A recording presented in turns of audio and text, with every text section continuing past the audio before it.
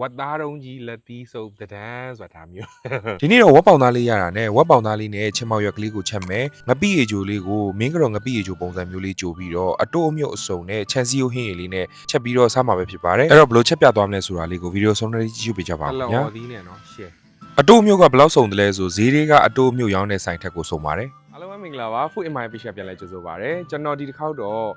့ဝက်သားကိုဝက်ပေါင်သားလေးတွေကိုကျွန်တော်ချင်းမောင်ရွက်ကလေးနဲ့ကျွန်တော်ချင်းလေးပေါ့နော်လုံးဝမအီအောင်နုပျော်နေအောင်လို့ကျွန်တော်ချက်ဆောင်မှာဖြစ်ပါတယ်ပြီးသွားရင်ကျွန်တော်ငပိရေချိုလေးရယ်ကျွန်တော် channel မှာရှိတဲ့အသီးရွက်လေးတွေခူးပြီးတော့ကျွန်တော်ဟင်းရည်လေးရယ်ပေါ့နော်ကျွန်တော်ချက်ဆောင်မှာဖြစ်ပါတယ်အဲ့တော့ဘယ်လိုချက်ပြမလဲဆိုတာလေးကိုကျွန်တော်တို့စက်ကြည့်ပေးကြပါဦးကျွန်တော်ဒါလဲလူရွက်ပေါ့နော်ကျွန်တော်လဲလူရွက်ကလေးခူးပါမယ်တဲဥလဲလူဆိုတာဒါမျိုးပြောတာကျွန်တော်လဲလူရွက်ခူးပြီးသွားပြီဆိုတော့ကျွန်တော်ဒီတောင်ပေါ်မှာဒီတောင်ပေါ်မှာကျွန်တော်ဟိုဟာလေဖလန်တောင်မွေးရှိမယ်ပြီးသွားလို့ရှိရင်ဝက်ဖယုံညွန့်ရှိမယ်အဲ့ဒါကျွန်တော်တက်ခုမယ်လိုက်ခဲ့ပါဦးခင်ဗျာဒီမှာဒါကဖလန်တောင်မွေးဟောရမှာပါဒါလေးကိုအနုလေးတွေတုံးမယ်ပေါ့နော်ဝက်ဖယုံညွန့်လေးတွေကလေစားကောင်းတယ်ချွဲလေးနဲ့လေအပေါ်တက်တယ်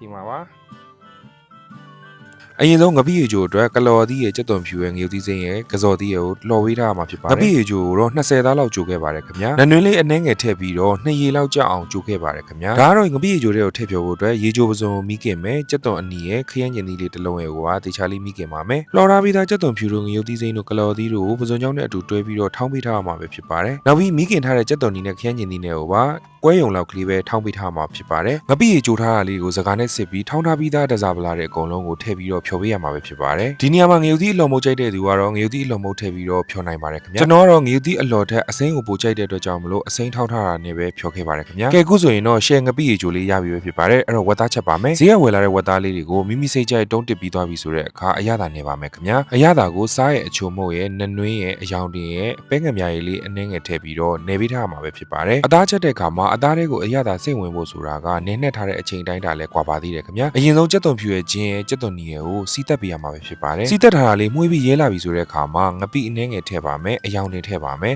ငပိကိုလည်းမှုေးနေတဲ့အထိစီးတက်ပေးရမှာပဲဖြစ်ပါတယ်စီးတက်ထားတာလေးလည်းမှုေးပြီးငပိလေးလည်းမှုေးပြီးဆိုတဲ့အခါမှာအရသာနဲ့နဲ့ထားတဲ့ဝက်သားလေးတွေကိုထည့်ပြီးတော့လုံးပေးရမှာပဲဖြစ်ပါတယ်အသားတွေချက်တဲ့အခါမှာရေရင်မထည့်ပဲအသားတင်းသွားတဲ့အထိစီးတက်ပြီးမှချက်တဲ့အခါမှာအသားလေးကမှုေးပြီးတော့ပိုပြီးစားလို့ကောင်းပါတယ်ခင်ဗျာအသားလေးတွေလည်းအပေါ်ကျောတင်းလာပြီဆိုတဲ့အခါမှာချင်မောင်ရွက်လှော်ထားတာလေးတွေကိုထည့်ပြီးတော့တစ်ခေါက်ထပ်ပြီးတော့လုံးပေးရမှာပဲဖြစ်ပါတယ်ဝက်သားလေးတွေကိုနူးပျော်နေအောင်ချက်မှာဖြစ်တဲ့အတွက်ကြောင့်ရေလေးထည့်ပြီးတော့အုပ်ထားပါမယ်ခင်ဗျာဝက်သားကိုကျွန်တော်တေချာလေးရေခမ်းပြီးတော့နူးအောင်ပေါ့နော်တည်ထားတဲ့အချိန်လေးမှာကျွန်တော်ဗီဒီယိုကြည့်ရှုနေတဲ့သူများရဲ့ညီလေးညီမလေးတွေတူမလေးတွေအတွက်တင်တန်းကောင်းလေးတစ်ခုနဲ့ကျွန်တော်မိတ်ဆက်ပေးပါမယ်အဲ့တင်တန်းကိုကျွန်တော်ကိုယ်တိုင်သွား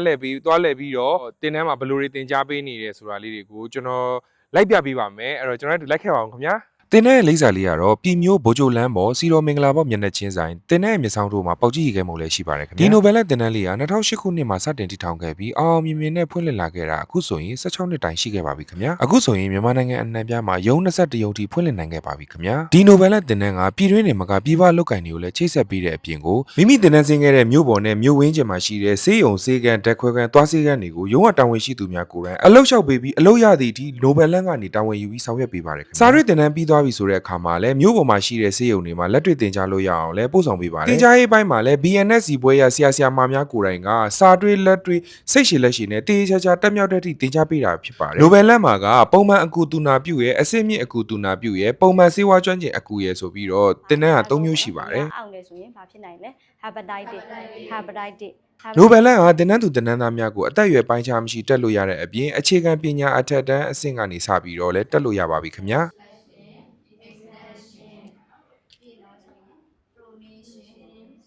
ဒီချိန်လောက်ဆိုနိုဘယ်လန်တင်နန်းကပြည်မြို့အပြင်တခြားဘယ်မြို့တွေမှာရှိနေသေးလဲဆိုတာကိုသိကျင်နေကြပြီလို့ထင်ပါတယ်အဲ့တော့ကျွန်တော်တခါတည်းဒီဗီဒီယိုထဲမှာပြောပြပေးသွားပါမယ်မန္တလေးရန်ကုန်ပြည်တောင်ကူပခုတ်ကူမုံရွာမိထီလာကြောက်ဆယ်ဟင်းသဒမော်လမြိုင်ဒဝဲပြင်ဦးလွင်မြစ်ကြီးနားပဲခူးမကွေးတို့ဖြစ်ပါတယ်ဆက်သွယ်မင်းများစုံစမ်းလို့ရတဲ့ဖုန်းလေးတွေကိုလည်းကျွန်တော် caption မှာထည့်ပေးထားပါမယ်ခင်ဗျာနိုဘယ်လန်မှာလက်ရှိတက်နေတဲ့တင်နန်းသူလေးရဲ့ review လေးကိုလည်းကျွန်တော်မေးခဲ့ပါသေးတယ်ပြောကြရပါတော့ဒီတင်တန်းလေးကအစားအစာရအဆင်ပြေရဲ့လူတွေဆရာဆရာမတွေကလည်းသဘောကောင်းတယ်အလောက်ခံခွင့်လန်းနေလည်းအများကြီးရှိရပေါ့နော်အဲအကြောင်းမို့ညီမလေးကအဲ့လိုမျိုးအကြောင်းအရာကြီးနဲ့ရွေးချယ်ပြီးတက်ခဲ့တာရှင်ဟုတ်ပြီးတော့ဒီကနေပြီးတော့ တင်တန်းပြီးသွားတဲ့ကျောင်းသားကျောင်းသူတွေကလည်းတခြားဆေးရုံတွေမှာရောဆေးဆိုင်တွေမှာရောအကုန်လုံးလုပ်ငန်းခွင်ဝင်လို့ရရဲအဲ့လိုမျိုးအခွင့်အလမ်းလေးရှိရတဲ့အတွက်လည်းဒီမှာအများကြီးစိတ်အေးရပါ တင်တန်းမှာလည်းလေးလာပြီးတီးလို့သမျှကိုလည်းမေးပြီးသွားပြီဆိုတော့တဲထားတဲ့ဝက်သားအိုးလေးလည်းနူးလောက်ပါပြီအရသာလည်းအဆင်ပြေပြီးဝက်သားလေးလည်းနူးသွားပြီဆိုတာနဲ့ငရုတ်သီးခွဲထားတာလေးတွေရဲ့ပင်စိမ့်လေးရဲ့နန်းနန်းမင်းလေးကိုထည့်အုပ်ပြီးတော့တီချာလေးအထက်အောက်ကလေးမှွေပြရမှာပဲဖြစ်ပါတယ်ကဲအခုဆိုရင်အရန်အရသာရှိပြီးတော့အရန်စားလို့ကောင်းတဲ့ဝက်သားချင်မောင်ချက်လေးရပြီပဲဖြစ်ပါတယ်ချန်စီယိုဟင်းအတွက်ကြက်သွန်ဖြူရဲ့ငရုတ်ကောင်းရဲ့ငပိလေးအနှဲငယ်ကိုပြုတ်ထားပါမယ်ခင်ဗျာပြုတ်ပြီးစုပွဲလာပြီဆိုတဲ့အခါမှာအသင့်ပြင်ထားတဲ့အရွက်ကလေးတွေအုပ်လိုက်ပြီဆိုရင်တော့ချန်စီယိုဟင်းလေးရပါပြီခင်ဗျာကဲဒါဆိုရင်တော့ထမင်းစားဖို့ပြင်ပါမယ်ဒါကတော့အရန်အရသာရှိပြီးတော့အရန်စားလို့ကောင်းတဲ့ဝက်သားချင်မောင်ချက်ဖြစ်ပါတယ် အားလုံးအစင်းသင်းဖြစ်ပြီဆိုတော့ကျွန်တော်စားပါမယ်အားရပါရအတိုးတွေကလည်းစုံနေရောပဲဒါကတရကင်းရွက်ပေါ့နော်ဒါကမြင်းခွာရွက်ဒါဖားပေါင်ရှောက်ရွက်ပြီးသွားရင်ခွေးတောက်ရွက်ဒါပဲရွက်ဥစီနံ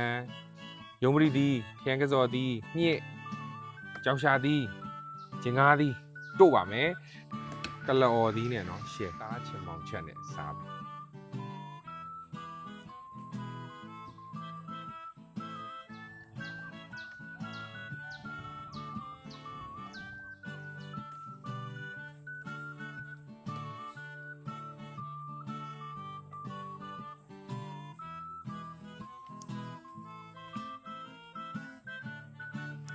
စားပါအောင်ဆွဲပြီနော်ကျွန်တော်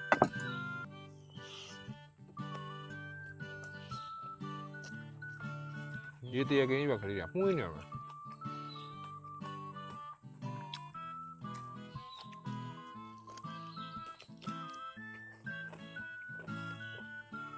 ဘာတော့လုံးဝအစ်စက်နေအောင်ချက်ထား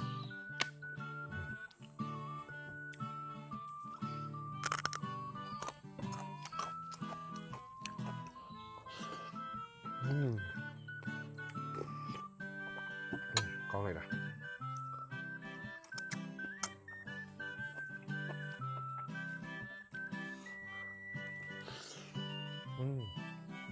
ဖားပါ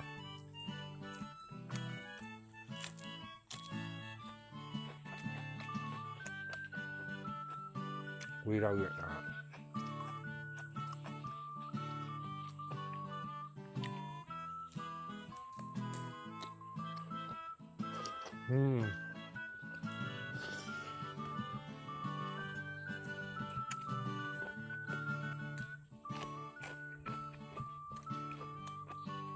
ရုံးမလို့ရတယ်ကတော့အသိန်းပို့တို့လို့ကောင်းတာဗျ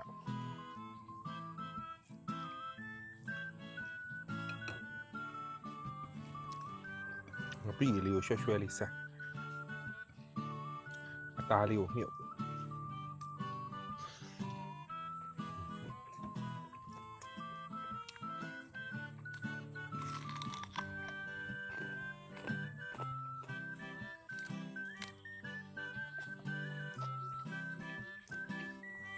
ကျွန်တော်လေးနိုဘယ်လ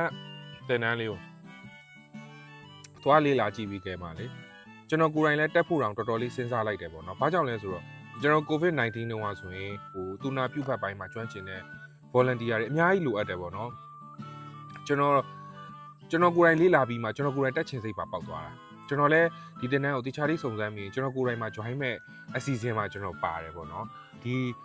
တင်တန်းလေးကိုတက်ထားတာလုံးဝမမှားဘူး။ကျွန်တော်နိုင်ငံခြားနေမှာချိတ်ဆက်ပြီးတော့အလုပ်ရှာပေးတာဆိုတော့ share ပေါ့ဗျာ။